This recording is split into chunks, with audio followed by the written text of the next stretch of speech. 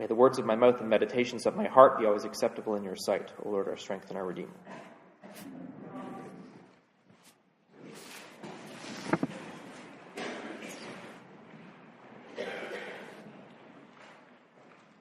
So I want to preach on these temptations.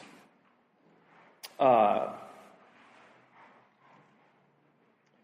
some reason, the temptations require some unpacking. They're fascinating, they're wonderful, they're interesting. They're also the only parts of the Bible where Satan quotes Scripture to Jesus, and Jesus quotes Scripture back. So if ever you feel stuck when somebody's thrown a Bible quote at you, you can say, well, even the devil quotes the Bible. Doesn't mean you're right. I've heard that a few times. Anyways, that's not my sermon. Okay, so I want to talk about the three temptations and kind of unpack them a bit, and then sort of struggle to figure out what we're going to do with them. The first temptation is profound. All three of them are the kinds of temptations people in power and authority wrestle with.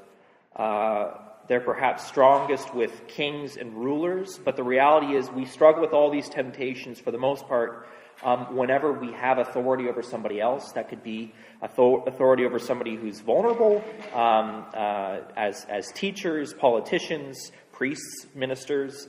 These are the kinds of temptations that people in authority often wrestle with. The first is the temptation of being able to make food out of nothing. We are in a part of the world where food seems at times even valueless. We give food away a lot. We use little bits of macaroni as substitute game pieces in a board game. Food for us has almost seems to be devoid of power, when for most of human history, and indeed throughout our world today, food has immeasurable power, an unbelievable amount of power. And those who wield the control and supply of food tend to run the nation and the culture. One of the images that came to mind when I was thinking about this was, if you've ever seen the movie Black Hawk Down, it's a war movie, it's really depressing. But the crisis that the movie is about is a crisis in Somalia. And one of the reasons why this crisis was elevated so much was because they were given a huge amount of rice from a benevolent organization of some sort. And in Somalia, rice is incredibly valuable. It's almost sort of more of a delicacy. And all the people with guns gobbled it all up and tended to and tried to wield a complete military dictatorship over that nation. Food is immensely powerful, and what Jesus was saying in this moment was, I see what you're doing. I could wield this entire nation, this entire kingdom, all that is, if I was able to feed everyone. And Jesus chose to give us freedom instead. And we can wrestle with that, what the world would be like if everyone had enough to eat. There's something wonderful about that image. But Jesus rejected it, rejected that temptation that we all share. The second temptation was Jesus being given all the kingdoms of the world. Especially we can imagine a world governed by the great Caesar Augustus, who would have been around at that time. Caesars brought peace.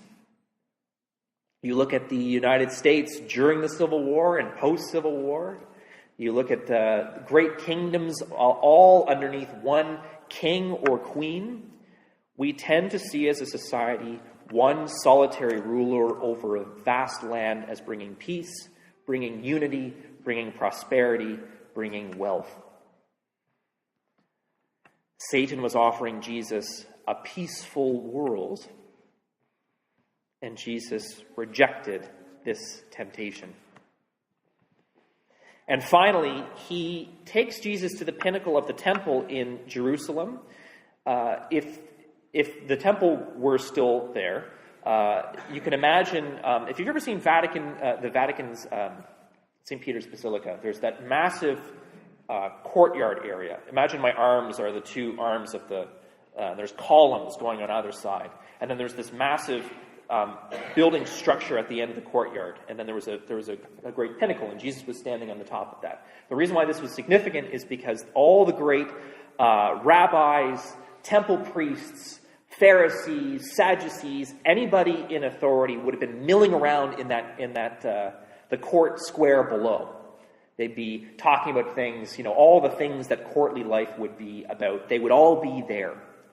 And if Jesus leapt from the pinnacle of that temple and was saved by the angels, everyone in the world of Judaism would know that Jesus was the Son of God as they witnessed God's angels rescue him. And there would be no doubt. Faith would be rendered unnecessary in the face of such an obvious display of the power of God. Jesus could have liberated us from the need for faith. And he did not give in to that temptation. These are very powerful temptations that we all feel. The temptation to give life and food to someone, to give them the gift of faith, or to liberate someone from the need for faith, and to control lives in the name of peace and unity. Right? These are temptations. Seen through their reality, these are temptations that we all face, and there are so many moments, I'm sure, that each of us can think of. I can see parents wrestling with this all the time. Physicians and hospital care see people witnessing this all the time too. I listened to a fascinating, it was one of my podcasts, and it was about end-of-life issues. And physicians, almost without exception, reject any end-of-life issues a lot of the end-of-life intervention that we do for themselves. The feeding tube, for example, can be horrific to experience. Modern science has to paralyze our bodies, and our bodies fight. We fight the machines. And physicians witness people giving in to this first temptation, the temptation to feed those we love, even if they may be yearning to die. This is a horrible, horrible situation, but it is a great temptation. There are so many moments when we want to give what we believe is the gift of life, when it is in fact us imposing our will on others. The reality is these three gifts are miracles. The miracle of life, the miracle of faith, the miracle of peace and unity and justice. They are miracles. By that, I mean that they are gifts of God. They are things that transcend our physical reality, that transcend our will. They are miracles because they are things that our modern society don't believe very frequently. If you want to live, you must impose your will on somebody else. If you want unity, you must conquer someone else with guns. If you want faith, you must either delude yourself into some imaginary world that doesn't exist, or you must impose those beliefs on the vulnerable and people that you can control. This is what our modern world tends to believe, and we as Christians believe these are miracles. The gift of faith is something that comes from God, and it is not a gift that we can offer. We cannot make someone have faith. We offer our faith, and their relationship with God is between them and God. There is a leap of faith that we have. The gift of life, the miracle of life. Each generation, each one of us, each individual, and throughout our lives, we have to continually find new ways to live on our own bodies, new ways of finding a way of staying alive. This is a gift that God has given us. It is special, it is unique, it is mysterious, The miracle of life is something that God has given us and not something that we can necessarily impose over those we love, especially when they are in trouble. And finally, the gift of safety. The miracle of unity, the miracle of peace. This is something we desperately want to impose on troubled societies, troubled families, troubled individuals we know. We want to force them into a place of peace when the reality is God has given us the gift of the gospel.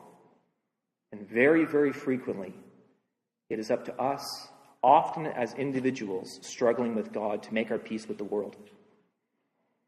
Sometimes we can work together as a community, but these temptations happen when there's an imbalance of power and we can impose a unity or a peace that may not exist otherwise.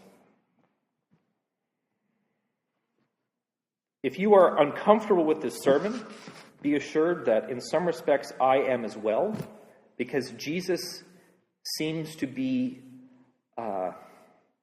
it seems like I can't preach the gospel properly if Jesus doesn't seem to offend or shock or upset everybody in the room. But there's something very true about these temptations and very true about these miracles that God gives to each of us, and very true about our desire to control these great miracles because we love them so much. We love the people we love so much, and we want so desperately for people to find peace and life and faith. And sometimes we go too far as a church, too far as a community, perhaps as a family, perhaps as individuals. So this Lenten season, I encourage you, when you are wielding authority that others who love you have given you, authority that you have inherited, authority that perhaps is part of your job, I encourage you to practice self-examination and meditation on how this authority is wielded. We have all been given a tremendous amount of gifts in authority over others. And I encourage you to both embrace those gifts, embrace this authority, and allow God to work in those places. That is God's kingdom. Amen.